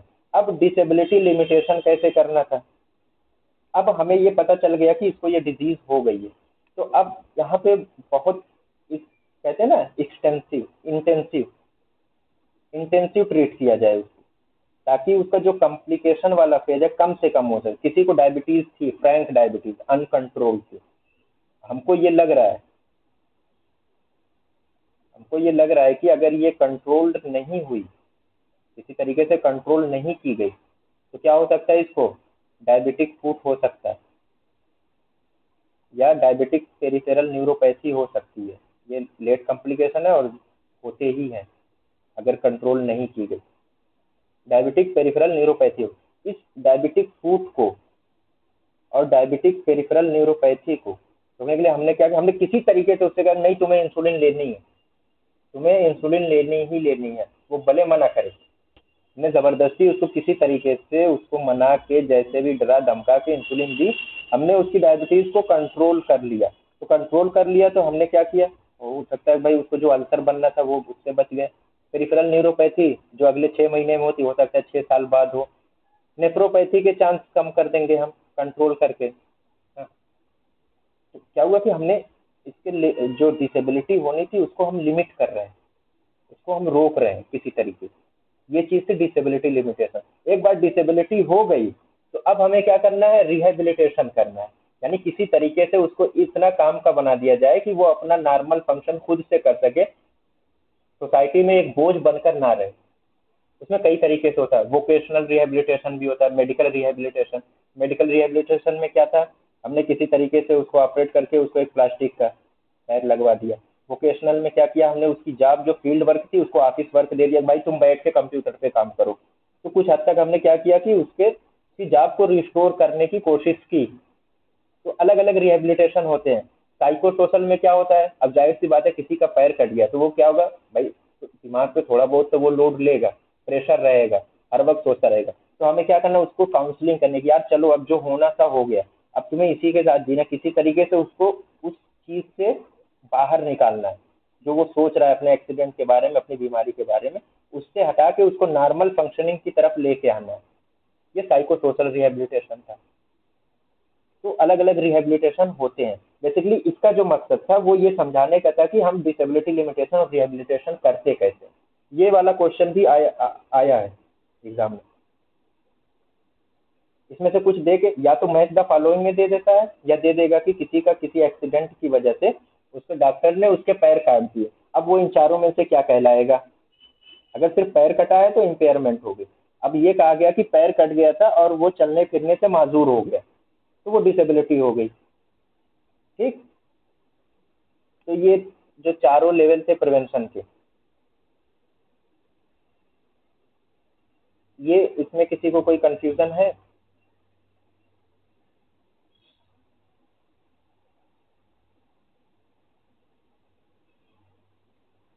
नो सर, आगे। ठीक ठीक।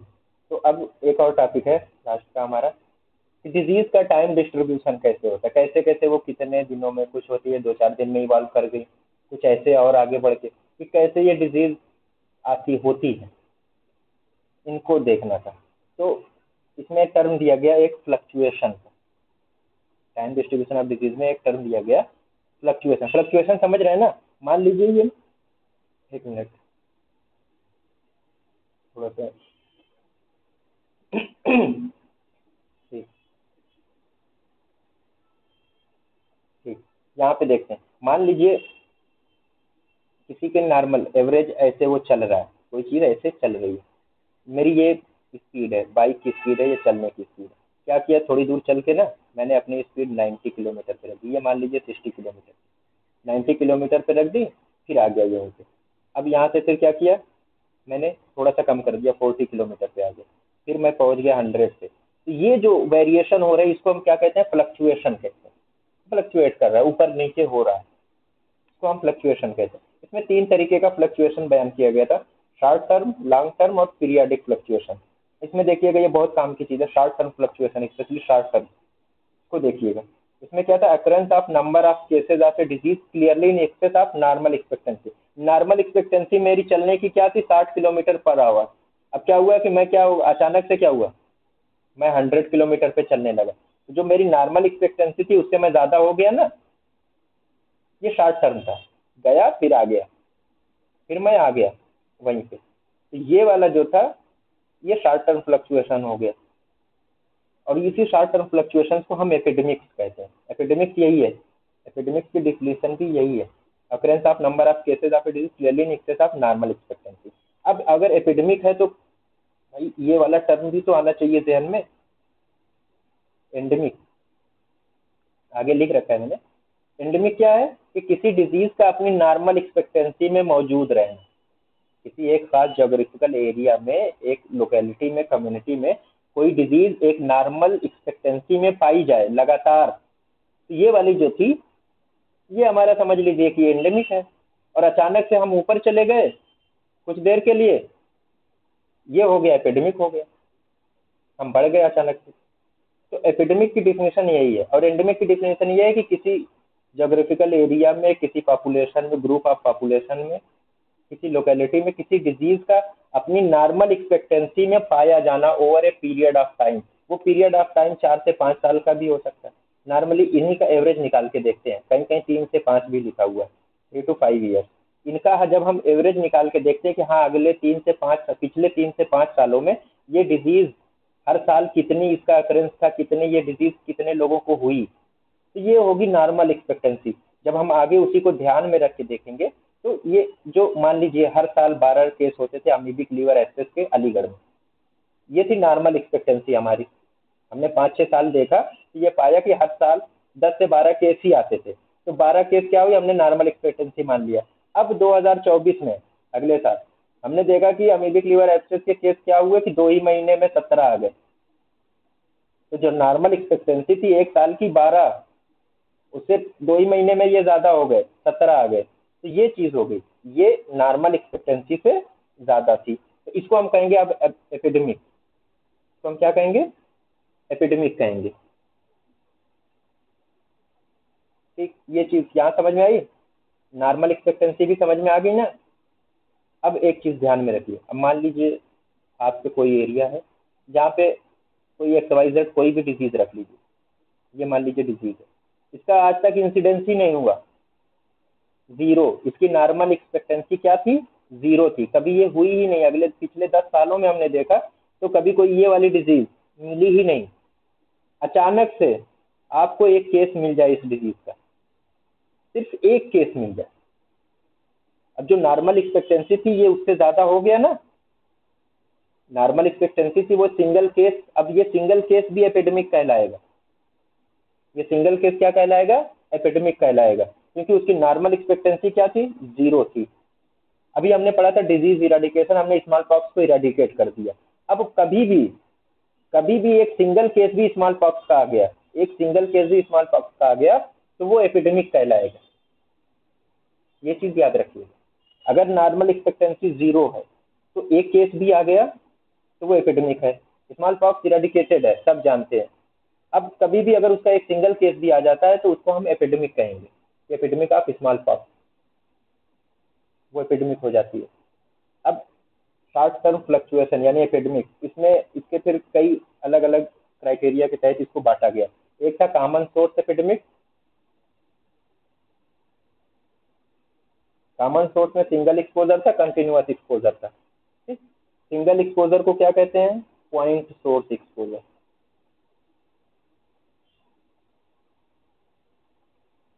पॉइंट सोर्स, सिंगल एक्सपोजर को हमने क्या किया? पॉइंट सोर्स एक्सपोजर का। इसमें क्या होता है? इसमें जो एक्सपोजर का टाइम होता है, किसी डिजीज के एक्सपोजर का टाइम, अकरेंस का टाइम, वो बहुत छोटा सा होता है, ब्रीफ जिसको हम कहते हैं। बहुत थोड़े टाइम के लिए उसका एक्सपोजर होता है किसी कम्युनिटी में। अब जब ब्रीफ एक्सपोजर होगा तो जाहिर सी बात है डिजीज का इंक्यूबेशन पीरियड भी कम होगा। तो जो होगा ना, एक छोटे से टाइम पीरियड में ही वो डिजीज ऐसे आएगी और फिर नॉर्मल आ जाएगा।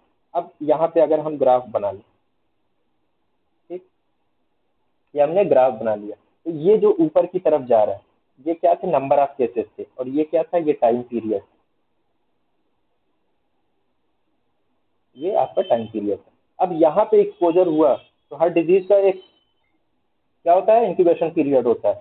अब क्योंकि पॉइंट सोर्स था, थोड़ा सा एक्सपोजर हुआ, थोड़े वक्त के लिए हुआ, तो जितने कम टाइम के लिए होगा उतनी ही जल्दी उस डिजीज के सिम्टम्स शुरू हो जाएंगे। यहाँ से शुरू हुए, लेकिन एक ही बार एक्सपोजर हुआ था, जितनी तेजी से केस बढ़े उतनी ही तेजी से केस फिर नीचे आ गए। इसमें क्या हुआ? एक सिंगल कर्व बन गया। तो यहाँ से हमने क्या देखा कि इसकी सेकेंडरी वेव नहीं आएगी इसमें, सिंगल एक्सपोजर में। अभी आपने सब लोगों ने secondary wave, tertiary wave corona की खूब देखी है, हाँ, क्योंकि वो मल्टीपल एक्सपोजर था, वहां पे हो गया था। सेकेंडरी वेव नहीं आ रही है। इसका सबसे अच्छा एग्जांपल सिंगल एक्सपोजर का, पॉइंट सोर्स एक्सपोजर का, सबने पढ़ा होगा, भोपाल गैस ट्रेजेडी। ये वाला सबने पढ़ा होगा। दिसंबर का महीना था 1984।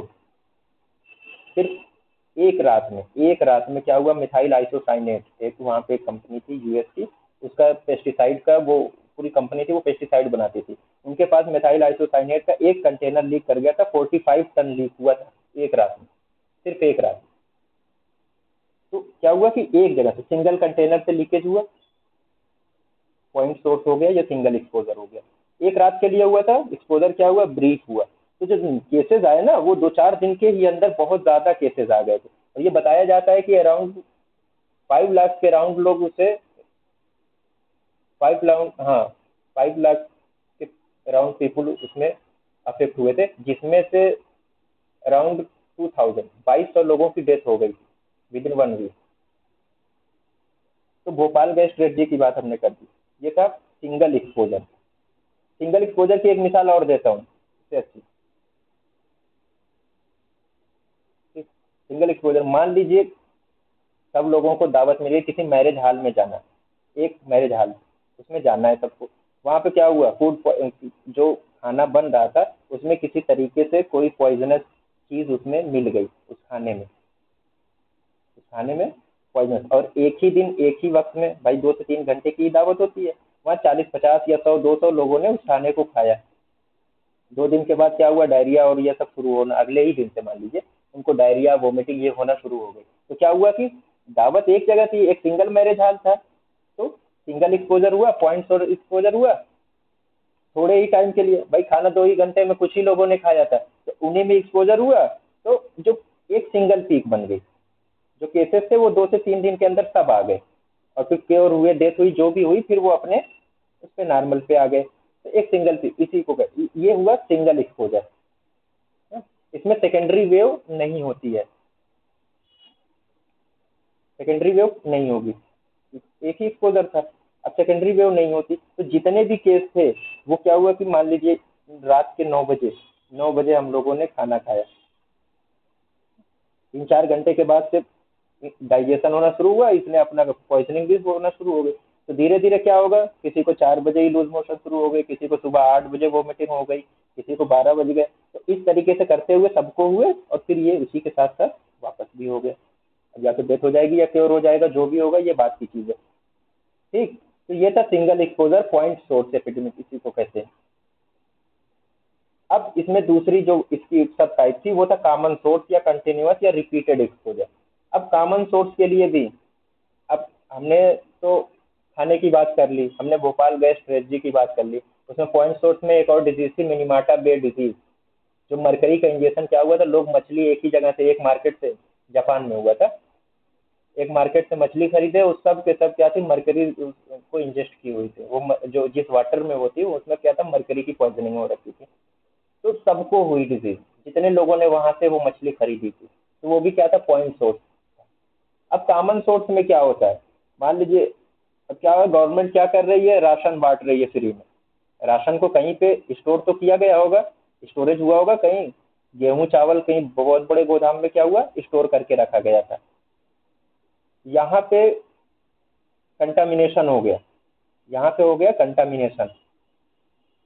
अब जब कंटामिनेशन हुआ, ये आया कहाँ पे, लोकल एरिया में सप्लायर के पास, जो लोग बांटते हैं, कोटेदार जिनको बोलते हैं, हाँ? इनके पास गवर्नमेंट ने सप्लाई दे दी, ये कंटामिनेटेड फूड थे, गेहूं था, चावल था, जो भी था। यहाँ से लोग आए, भाई गरीब तबका आया, उसने जो अपने कोटे का जिसको जितना मिलना था वो उठाया, लेके चला गया।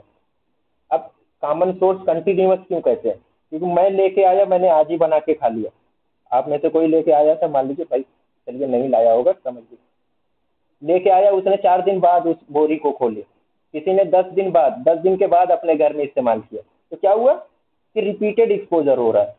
एक आदमी ने आज खा लिया, 2 आदमी ने 2 दिन बाद खा लिया, 4 आदमी 10 दिन बाद खा रहे हैं। सोर्स तो क्या था, कॉमन था, सोर्स सबका कॉमन था। एक्सपोजर क्या हो रहा है, बार बार हो रहा है, एक्सपोजर क्या हो रहा है, बार बार हो रहा है। तो ये था कॉमन सोर्स की वो डिफिनेशन, या इसको समझाने के लिए मैंने बताया था। इसके अलावा कॉमन सोर्स में वेल है, कोई कुआं है, गांव में पहले तो था, पानी लोग निकाल के पीते, हाँ? कोई आज पानी ले गया, कोई बाहर से आया था, वो बेचारा उसने देखा अच्छा कुआं है, पानी पीना है, वो पी के चला गया। तो अलग अलग टाइम पे लोग पानी भरने आए, अलग अलग टाइम पे उन्होंने उस पानी को इस्तेमाल किया, लेकिन क्या था, सोर्स सबका कॉमन था, वो कुआं था। ये हो गया। अब मान लीजिए एक और इसी की थोड़ा डिजीज से रिलेटेड, मुझे टीबी है, मुझे क्या है, टीबी है, सपोज दैट, मैं अपने को ही कहूंगा, मुझे, मैं आया, आप लोग क्लास में बैठे थे, अब मान लीजिए अब क्लासरूम है, वहां पे पढ़ा रहा हूँ, आगे वाले बैठे थे, मैं चिल्लाता रहा इसी तरीके से, फोमिट्स थे, वो हवा में आए, 2-4 लोगों ने उसको इनहेल कर लिया। आगे वाले खासतौर से ससेप्टिबल होस्ट तो वही थे जो आगे थे, उन्होंने उसको इनहेल कर लिया। उसमें से कुछ लोगों की इम्यूनिटी क्या थी, वीक थी, अब वो डेवलप कर गए, मैं तो था ही, ये भी टीबी डेवलप कर गए। अब ये अलग अलग लोग अलग अलग अपने घर जाएंगे, अपने परिवार में बैठेंगे, तो क्या हुआ कि इन्होंने वहां भी शुरू कर दिया फैलाना। तो रिपीटेड एक्सपोजर हो रहा है, कहने मतलब बार बार एक्सपोजर हो रहा है उसी चीज का, कॉमन सोर्स था, मैं ही था कॉमन सोर्स। तो इसका एक्सपोजर क्या हो रहा है, बार बार हो रहा है, इसको कहते हैं हम रिपीटेड एक्सपोजर। हाँ? इससे क्या होगा, इससे जो डिजीज का इंक्यूबेशन पीरियड है वो लंबा होता चला जाएगा, क्योंकि भाई बार बार एक्सपोजर हो रहा है। तो अब जो ये प्राइमरी वेव बनी थी, ये पता चला डिक्लाइन हो रही है, मैं क्योर हो रहा हूँ, तब तक यहाँ जो आगे 3 लोग बैठे थे इनके केस शुरू हो गए। अब ये यहाँ से दूसरी वेव बना लेंगे। अब इन्होंने 3-4 लोगों को फैलाया था, वो यहाँ, जब तक कि जो ससेप्टिबल होस्ट है वो खत्म नहीं हो जाएगा, ये वेव चलती रहेंगी। तो इसका इंक्यूबेशन पीरियड बढ़ गया। ये था कॉमन सोर्स। इसमें आप नीचे है रेड कलर में आप देखें प्रोपेगेटेड। प्रोपेगेटेड में क्या होता है, पर्सन टू पर्सन फैले या वेक्टर से वेक्टर टू वेक्टर फैले। प्रोपेगेटेड में क्या होता है कि एक पर्सन से दूसरे पर्सन को फैल रही है, क्लोज कांटेक्ट वाला फैला रहा है। या कोई वेक्टर था, वेक्टर का मतलब मच्छर को ले लीजिए, मॉस्किटो, हाँ, वो कहीं और से किसी को काट के आया था, किसी और लोकेलिटी की तरफ गया, वहां किसी को काट लिया उसने। या किसी एनिमल रिजर्वायर में था, किसी एनिमल को था, हम गए उसके पास, स्क्रैच, जैसे एक कैट स्क्रैच डिजीज करके होती है, लोग बिल्लियां बहुत पालते हैं, क्या वो लेके बैठे हैं, उसने किसी तरीके से पंजा लगा दिया, हमको लगा दिया, हम क्या किए, हम किसी और के यहाँ गए। अब किसी और की स्किन पे, हमारी स्किन पे था ही, उसके भी कोई जख्म था, वहां टच हो गया तो वहां भी फैल गया। तो इसको कहते हैं प्रोपेगेशन। तो क्या नाम दिया गया, प्रोपेगेशन का नाम दिया गया। और ज्यादातर ये इन्फेक्शस डिजीज के लिए ही इस्तेमाल होता है। तो किसके लिए इस्तेमाल होता है, इन्फेक्शस डिजीज के लिए इस्तेमाल होता है।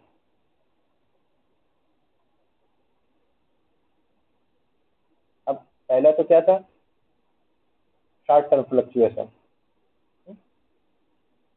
अब दूसरा, एक मिनट सॉरी, हाँ, पीरियाडिक फ्लक्चुएशन, यानी इसमें दो चीजें आती है।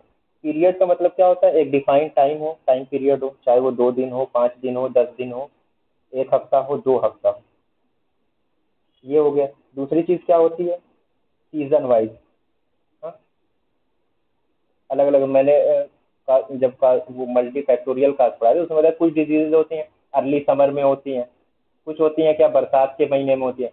जैसे अपर रेस्पिरेटरी ट्रैक्ट इन्फेक्शन बहुत कॉमन है किसमें, अर्ली विंटर्स में या विंटर के सीजन में कह लीजिए। तो अलग अलग डिजीज क्या होती है, अलग अलग सीजन में उनके वो फ्लक्चुएशन होते हैं, उनका केस बढ़ता है, वो पीरियाडिक फ्लक्चुएशन कहे जाते हैं।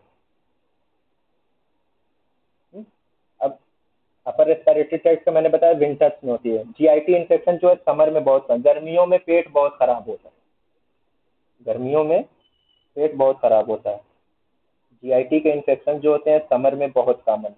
ये हो गया सीजनल ट्रेंड, हर साल गर्मी में जीआईटी के इन्फेक्शन बढ़ जाते हैं। इसी तरीके से अपर रेस्पिरेटरी ट्रैक्ट इन्फेक्शन, ये कब बढ़ते हैं, विंटर्स में।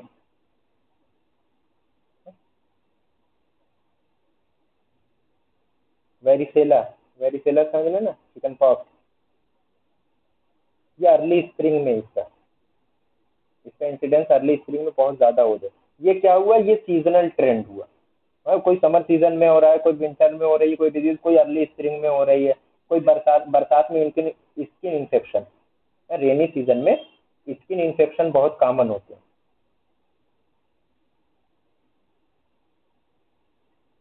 रेनी सीजन में स्किन इन्फेक्शन बहुत कॉमन होते हैं। तो क्या हुआ, इसको हम कहेंगे सीजनल ट्रेंड।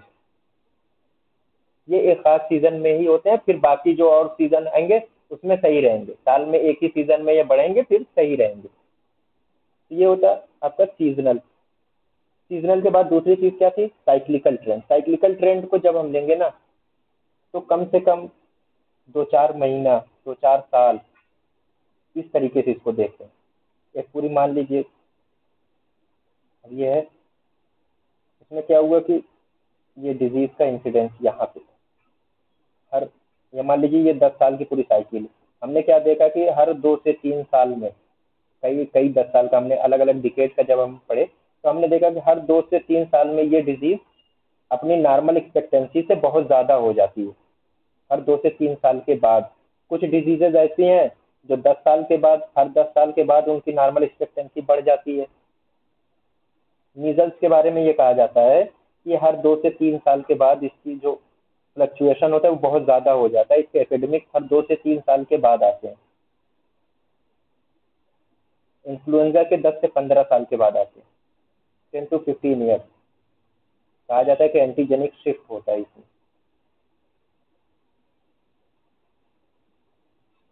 एंटीजेनिक शिफ्ट होता है इसमें।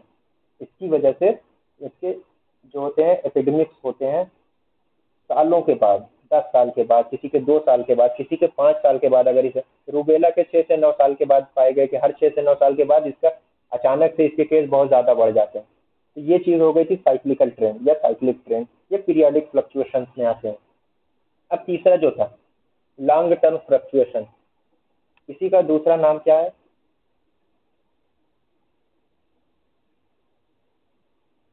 Secular trend. इसी को कहते हैं सेक्युलर ट्रेंड, दूसरा नाम है इसका, लॉन्ग टर्म फ्लक्चुएशन या सेक्युलर।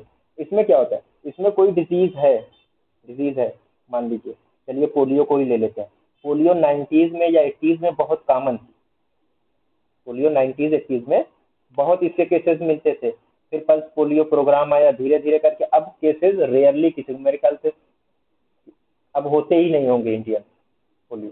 बहरहाल अभी लेकिन क्योंकि इसको देख रहे हैं, पहले इसके केसेस बहुत ज्यादा थे। धीरे धीरे क्या हुआ कि एक पीरियड ऑफ टाइम में इसके ग्राफ जो है न्यू करके कम होता चला गया। अब पोलियो के केसेस मिल के आसपास है।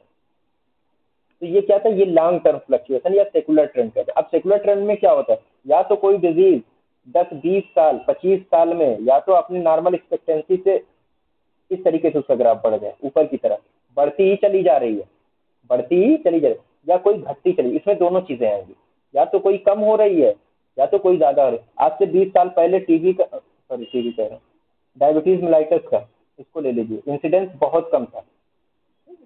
1980-90 में इसके इंसिडेंस बहुत कम थे। लेकिन अब क्या है, डायबिटीज क्या है, हर घर में लगभग मिल जाए, घर में नहीं तो मोहल्ले में जरूर 2-4 लोगों को। तो अब इसका ट्रेंड जो है ऊपर की तरफ है। लाइफ स्टाइल डिजीजेस जितनी भी हैं ज्यादातर क्या है, अब ऊपर की तरफ जा रहे हैं। हाँ? और जो कम्युनिकेबल डिजीज थी उनको भाई प्रिवेंटिव मेजर्स के जरिए, वैक्सीनेशन के जरिए जो भी किया गया, धीरे धीरे इनका ट्रेंड जो है वो नीचे की तरफ आ रहा है। तो लॉन्ग टर्म में 25 साल 30 साल 15 साल इस तरीके के ट्रेंड में जब हम देखेंगे किसी डिजीज को, तो उसको हम कहते हैं लॉन्ग टर्म फ्लक्चुएशन या सेक्युलर ट्रेंड। इसमें दोनों चीजें हैं, या तो ज्यादा होगा या तो कम होगा। कोई डिजीज है पहले बहुत ज्यादा थी, अब बहुत कम हो रही है, इसको भी हम कहेंगे सेकुलर ट्रेंड है इस डिजीज का। पहले क्या था, हार्ट डिजीज या डायबिटीज, हाइपरटेंशन बहुत कम थे। अब जैसे जैसे सहूलियात आती गई, लोग क्या हुए, वही बात फिर आ गई वेब ऑफ साजेशन में कि फिजिकल एक्सरसाइज से दूर हो गए, उन्होंने नई नई हैबिट बना ली। तो उससे क्या हुआ, अब ये डिजीजेस बहुत कॉमन हो गई हैं, life style diseases, diabetes, hypertension, ischaemic heart disease जिसको कोरोनरी हार्ट डिजीज है, ये इन सबका इंसिडेंस बहुत तेजी से अब बढ़ रहा है, अब बहुत ज्यादा हो गए। तो एक ट्रेंड बढ़ रहा है, एक ट्रेंड घट रहा है। इसमें दोनों चीज होती है सेक्युलर ट्रेंड में, या तो बढ़ेगा या तो घटेगा, दोनों को हम लेंगे। ये नहीं कि जो सिर्फ बढ़ रहा है उसी को हम लॉन्ग टर्म फ्लक्चुएशन का, फ्लक्चुएशन का मतलब मैंने शुरू में ही समझाया था कि नॉर्मल एक्सपेक्टेंसी है, या तो ऊपर की तरफ चला जाए या तो कुछ दिनों के लिए नीचे की तरफ हो जाए। ये तो था, ये फ्लक्चुएशन था। अब इसमें अर्ली फ्लक्चुएशन था, सीजनल फ्लक्चुएशन था, साइक्लिक था या लॉन्ग टर्म था, जो भी था। लॉन्ग टर्म में क्या हुआ, एक लंबे समय में अगर बढ़ रहा है तो बढ़ता ही है, या घट रहा है तो घटता ही जाएगा। ठीक, ये था लॉन्ग टर्म फ्लक्चुएशन। इसमें सबसे अच्छा एग्जांपल यही था, लाइफ स्टाइल मॉडिफिकेशन की डिजीज जो जितनी भी थी, लाइफ स्टाइल डिसऑर्डर, वो अब बढ़ रहे हैं, उनके इंसिडेंस, उनके केसेस बढ़ रहे हैं। और जो कम्युनिकेबल डिजीजेस थी लाइक पोलियो, मीजल्स, इन सब के इंसिडेंस अब कम हो रहे हैं, धीरे धीरे बहुत कम हो रहे हैं। लेप्रोसी, लेप्रोसी एलिमिनेट हो ही गई इंडिया से। तो क्या हुआ कि अब इनके इंसिडेंस कम हो गए, जैसे भी हुए उनमें प्रिवेंटिव मेजर्स लगाया गया, प्राइमरी लेवल, सेकेंडरी लेवल। ये था लॉन्ग टर्म फ्लक्चुएशन। अब एक चीज तीसरी आती है इसी में, लास्ट,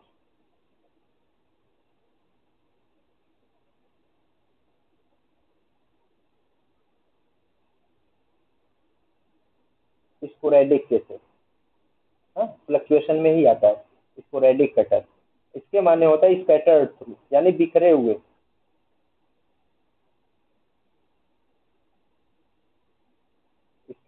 बिखरे हुए। क्या है कि 2 केस मान लीजिए यहाँ अलीगढ़ में है, 4 केस दिल्ली में, 3 केस केरला में है, सबकी आबो हवा एक जैसी तो है नहीं।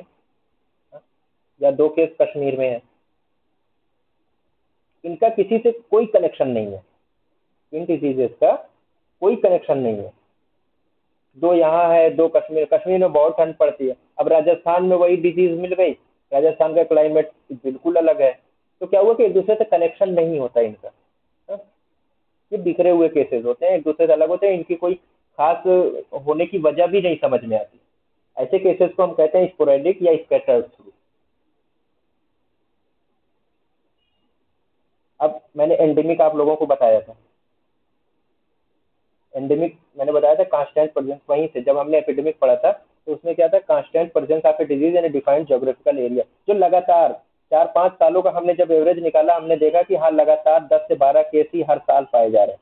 ये क्या हुई, यानी ये डिजीज एंडेमिक है। जैसे गोरखपुर का कोई होगा तो वहाँ पे जैपनीज इंसेफ्लाइटिस बहुत कॉमन है, वहाँ के लिए वो क्या है, एंडेमिक है। और कभी कभी क्या होता है, जैपनीज इंसेफ्लाइटिस के केसेस अचानक से बहुत ज्यादा बढ़ जाते हैं, तो क्या होगी, एपिडेमिक हो गई, सीधी सी बात है। जो नॉर्मल एक्सपेक्टेड फ्रीक्वेंसी थी उसकी उतनी ही रहनी चाहिए तो एंडेमिक है, यानी 12 केस हर साल आ रहे हैं, हम देखते गए 4-5 सालों तक तो 12 ही 12 मिल गए, कभी 11 मिला, कभी 12 मिला, कभी 11, कभी 12, तो ये थी नॉर्मल एक्सपेक्टेड फ्रीक्वेंसी जो थी उतनी ही है, तो ये हुआ एंडेमिक। और इसी नॉर्मल एक्सपेक्टेड फ्रीक्वेंसी से जब ज्यादा हो जाए अचानक से, तो वो हो जाता है एपिडेमिक। अब एंडेमिक के 2 टर्म आते हैं, हाइपर एंडेमिक और होलो एंडेमिक। हाइपर एंडेमिक में जो होता है ना, जो अपर लिमिट 12 केस की मैंने एपिडेमिक मान लीजिए बताया था एंडेमिसिटी, हम देख रहे हैं कि कंटिन्यूअस 12 केस ही मिल रहे हैं, तो इसको हम कहते हैं हाइपर एंडेमिक। जो अपर लिमिट थी उसी लेवल पे है, कभी भी आउटब्रेक हो सकता है, 12 से कभी भी 12 से ज्यादा भी हो सकता है, लेकिन हम देख रहे हैं कि अभी भी 12 ही केस मिल रहे हैं। 2-4 साल हमने देखा हर साल 12 मिल रहा है, तो जो अपर लिमिट थी वहीं पे मिल रहा है, तो इसको कहते हैं हाइपर एंडेमिक। होलो एंडेमिक एक टर्म यूज होता है। होलो एंडेमिक जो होता है ये बेसिकली बच्चों के लिए यूज होता है, चिल्ड्रन के लिए, किसी डिजीज का ना एक स्पेसिफिक पॉपुलेशन में, सिर्फ एक स्पेसिफिक पॉपुलेशन, और उसमें भी और स्पेसिफिक जब किया गया तो चिल्ड्रन का एग्जांपल दे दिया गया कि बच्चों में, जैसे मीजल्स हुई बच्चों में कॉमन है। तो इन्हीं में जो डिजीजेस सिर्फ और सिर्फ ये माना गया कि एक स्पेसिफिक पॉपुलेशन में पाई जाएगी, बच्चों वाली पॉपुलेशन को इन्होंने एग्जाम्पल के तौर पे दे दिया, तो उसको हम कहते हैं होलो एंडेमिक। वो टर्म हुआ होलो एंडेमिक, ये एंडेमिक था। अब इसी में एक टर्म और, सबने भाई इस चीज को तो हर किसी ने देखा है, पेंडेमिक। हाँ 1920-21 तक चला, कोविड-19 सबने देखा था। इसमें क्या हुआ था पेंडेमिक में, जब कोई डिजीज एक बहुत बड़े जोग्राफिकल एरिया पे, मतलब एक नेशन से निकल के वो मल्टीपल नेशंस को इन्वॉल्व कर ले, तो उसको हम कहते हैं पेंडेमिक। बस इसके बारे में यही जानना है, जो डिजीज एक बहुत बड़े जोग्राफिकल एरिया पे फैल जाए उसको हम पेंडेमिक कहते हैं। स्पोरेडिक का टर्म मैंने वहां बता दिया था, वो स्पोरेडिक होता है। अब इतनी चीजें हमने पढ़ ली, यहाँ पे मैं एंड करता। एक ये इसको देख लीजिए आप लोग, हो सके तो इसका वो ले लीजिए स्क्रीनशॉट। हमने जो पढ़ा और थोड़ा सा हिस्ट्री से रिलेटेड मैंने ये चीजें निकाली थी, फर्स्ट लेसन से थी। और ये पहला term, silent epidemic of the century, Alzheimer's disease को कहते हैं। अगर पार्क किसी की 23rd एडिशन हो तो 45 पेज पे है, और 21 या 22 एडिशन है तो 42 नंबर पेज पे ये चीज दी हुई है। Silent epidemic of the century Alzheimer's disease को कहते हैं। मॉडर्न एपिडेमिक क्या है, कोरोनरी हार्ट डिजीज है, बहुत तेजी से अब इसका इंसिडेंस बढ़ रहा है। 20th सेंचुरी की, 20th सेंचुरी, मैंने सेंचुरी लिख दी है यहाँ पे, 20th सेंचुरी होना चाहिए था। Most important discovery of the 20th century क्या है, ORS है। पहला ट्रू एपिडेमियोलॉजिस्ट जो था वो हिप्पोक्रेट्स था। और फादर ऑफ मॉडर्न एपिडेमियोलॉजी किसको कहते हैं, जॉन स्नो को कहते हैं। जेम्स लिंड से इन्होंने बताया कि सिट्रस फ्रूट का इस्तेमाल करने से स्कर्वी से बचा जा सकता है। इन्होंने विटामिन सी का जिक्र नहीं किया, इन्होंने बताया सिट्रस फ्रूट। बाद में पाया गया कि सिट्रस फ्रूट में विटामिन सी एबंडेंट होती है, बहुत ज्यादा होती है। वाल्टर रीड से इन्होंने येलो फीवर के ट्रांसमिशन को समझाया कि कैसे वो ट्रांसमिट होता है। सर रोनाल्ड रास, इनको सर कहा जाता है, इन्होंने प्लाज्मोडियम की पूरी लाइफ साइकिल बताई थी। विलियम बर्ड साहब थे, इन्होंने बताया कि पानी के जरिए, पानी पीने के जरिए टाइफाइड फैलता है, गंदा पानी उससे था। और इसी तरीके से जॉन स्नो थे, उन्होंने बताया कालरा कैसे फैलता है, कंटामिनेटेड वाटर के पीने से इससे कालरा फैलता है, ये जॉन स्नो साहब ने बताया था। विब्रियो कालरा को किसने डिस्कवर किया बाद में, इन्होंने तो 1984 में ही 54 में ही बता दिया था जॉन स्नो साहब ने, लेकिन सॉरी 1854 1885 में रॉबर्ट कोच ने इसको डिस्कवर किया, विब्रियो कालरा को, कि हाँ कालरा डिजीज जो फैलती है वो जो ऑर्गेनिज्म है वो विब्रियो कालरा है। बैरोमीटर ऑफ सोशल वेलफेयर किस डिजीज को कहते हैं, ये क्वेश्चन बहुत इंपॉर्टेंट आज कराया हुआ है, टीबी को कहते हैं। और स्लिम्स डिजीज कहते हैं एड्स को।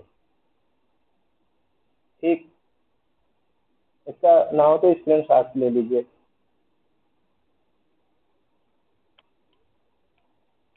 बस यहीं तक मुझे आज बताना था, इसके बाद कुछ मिसलेनियस टॉपिक हैं जो कल पढ़ा के ये लेसन कंप्लीट हो जाएगा, मतलब हिस्ट्री का और ये हेल्थ एंड डिजीज वाला जो लेसन था पहला और दूसरा, ये कंप्लीट हो जाएगा।